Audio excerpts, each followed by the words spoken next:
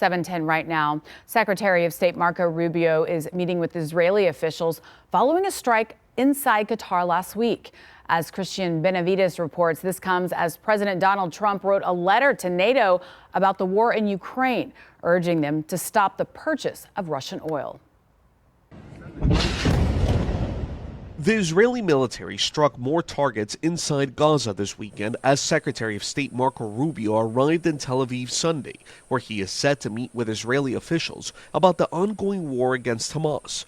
On the agenda, discussion about Israel's strike in Qatar targeting Hamas officials last week. I was very unhappy about the way that went down. Our relationship with Israel is going to remain strong, and sometimes, things happen or come up in those relationships that perhaps you're not 100% aligned with or what have you, but it's not going to change the nature of our relationship with the Israelis, but we are going to have to talk about it.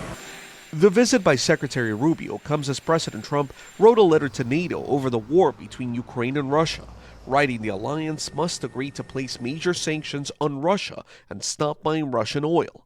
As you know, NATO's commitment to win has been far less than 100%, and the purchase of Russian oil by some has been shocking. On Friday, Trump previewed what additional sanctions on Russia could look like.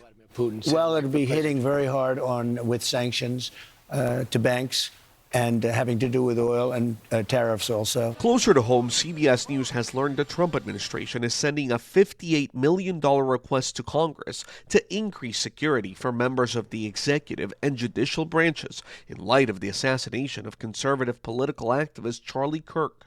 Kirk is set to be laid to rest next Sunday in Arizona. President Trump said he plans to attend. Christian Benavides, CBS News.